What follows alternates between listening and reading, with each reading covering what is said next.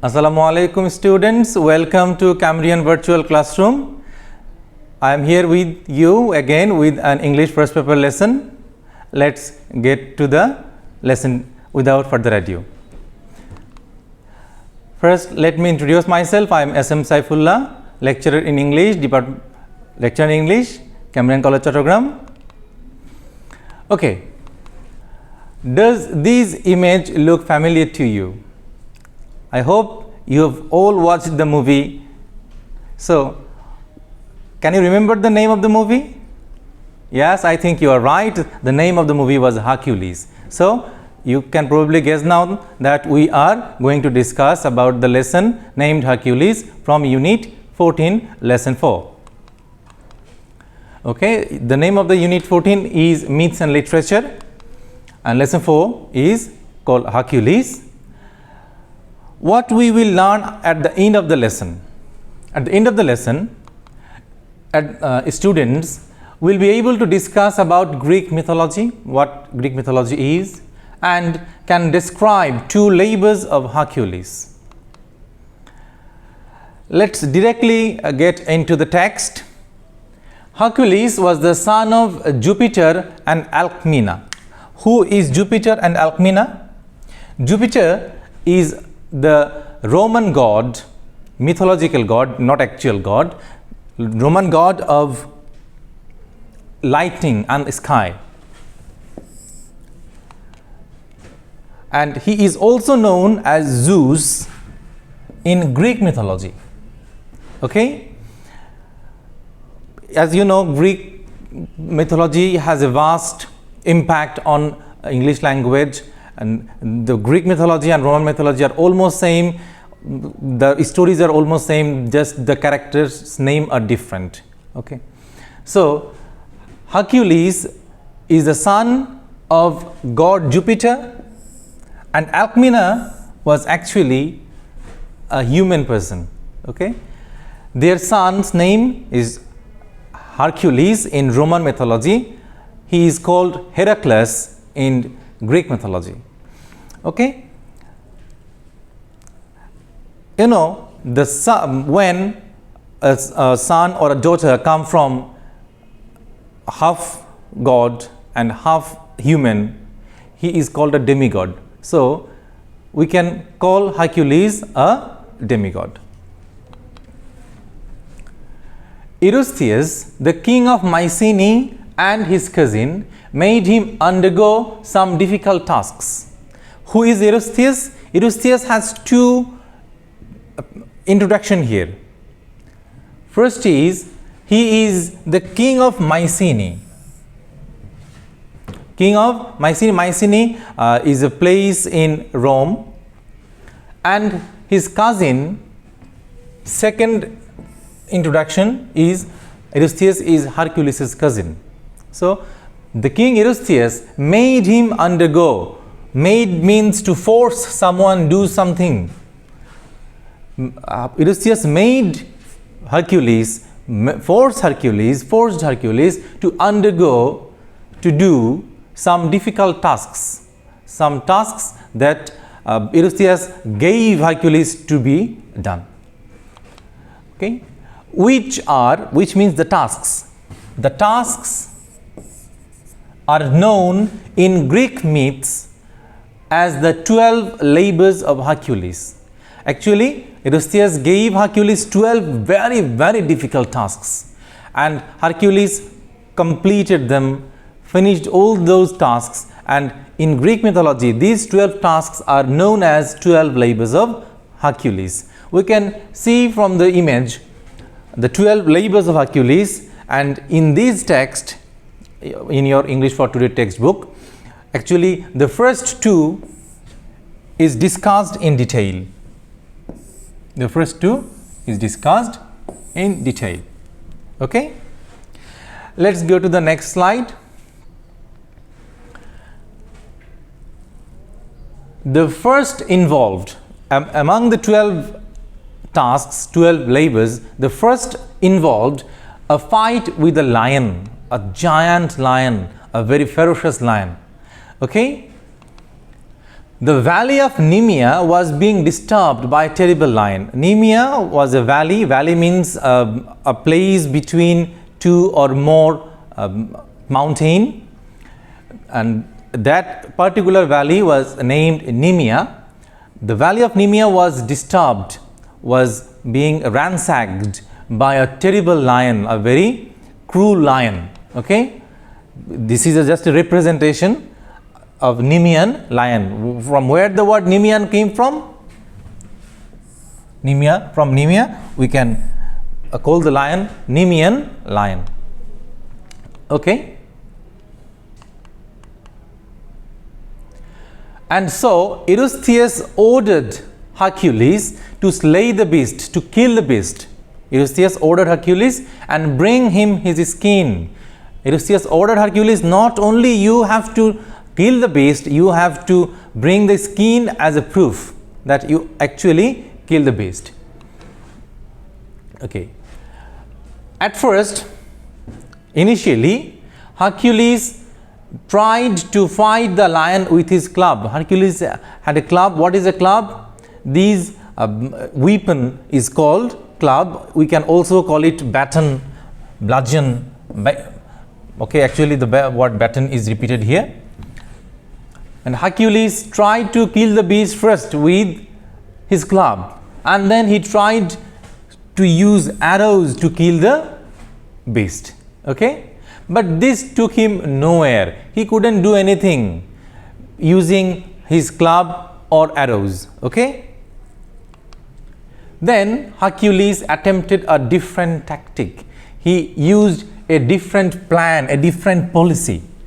As he saw that he couldn't do any harm to the lion using his club and arrows, he thought that he have to innovate. He have to do some other ways, try some other ways. Okay, he decided he would use his hands. You see how strength he had, what great strength he had. He thus managed to slay the animal on his own. Thus, when he decided to use his hand, he actually used his hand to kill the beast, as you can see from the illustration. Relying entirely on his immense strength. So he didn't use any weapon in this case. He totally relied on his strength. Rely means to depend, to count, to trust someone, to believe, to have belief in someone. And immense means huge, vast, massive, gigantic, enormous. Okay. Victorious, Hercules became victorious using his hands and killed the beast. He returned Mycenae, where Eurystheus was the king. He returned Mycenae carrying the dead lion on his shoulders. Carrying the dead lion on his shoulders, a sight that terrified the king. When Eurystheus ordered Hercules to slay the beast, he actually didn't thought Hercules could pull it off. Okay, but when he saw that Hercules actually killed the beast and bring him his skin, Eurystheus was terrified and and thought how powerful Hercules is. So the first labor has been done. Come to the second labor. His next task was to slay a monster called Hydra. This is a representation of Hydra. Hydra had 9 heads and all of them looks like a dragon head. Okay. So Hercules was given a second task to kill a Hydra. Okay. That was ravaging, the Hydra was ravaging the country of Argos. Argos was another country, another state in Greece, and ravage means to destroy, ruin, or demolish, damage, devastate something. Okay, the monster Hydra was ravaging, destroying, ruining the country of Argos. So it was necessary, it was needed to kill the beast. And Eurystheus gave the task to Hercules to kill Hydra. The Hydra had 9 heads, as you can see from the image. We can't see all of them, all of the 9 heads here. Heads of which the middle one was said to be mortal. Among the 9 heads, the middle one, both from either side, the middle one was told to be immortal. Legend says that it was immortal. Actually, all of these are myths, but as the story goes, no one can destroy the middle head. Okay. Our hero is struck off its heads with his club. Again, Hercules used his club and cut off his the monster's heads. But whenever he knocked off a head, knock off mean to cut off, knocked off a head, 2 new ones erupted in its place. If Hercules cut off one head, 2 new head is coming in its place, replacing the head instantly. Okay, so by this way, Hercules cannot move forward or kill the beast, as you can see. Eventually, with the help of his devoted servant Iolaus, Hercules went to kill the monster Hydra with a servant named Iolaus, and the servant was very devoted to Hercules. Hercules succeeded in burning all the heads. Hercules tried and succeeded in burning all the heads. He burnt the heads except the 9th or immortal one. We already told that the 9th head is immortal and the middle one is immortal, and they couldn't kill or destroy the immortal head, which he decided to bury under a huge rock. So if I can't destroy it, I can't kill it, I might do something that it cannot revive itself, it cannot do any harm. So Hercules decided to bury the head under a huge rock so that it cannot come out of that, from that.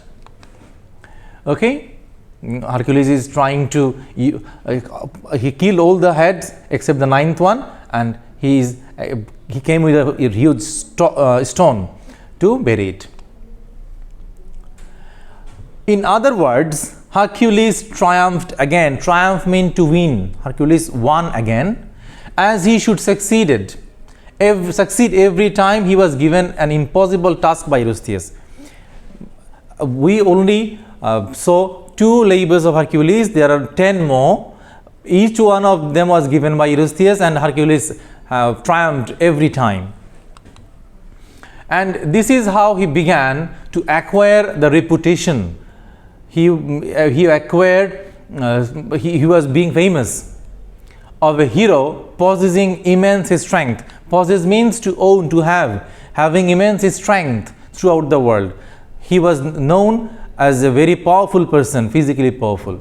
Okay, that's the text for you. Next, take some homework. First one is a flow chart.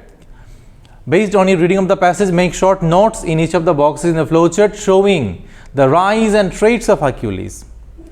The first one is done for you. You can take a screenshot and do your homework on your own. And the next homework is write a summary of the text. Go through the text again from your English for Today textbook and write a summary of the text. Okay? That's it for today. I hope you enjoyed the class. We will meet again some time next. Okay, until then, Allah Hafiz. Assalamu alaikum.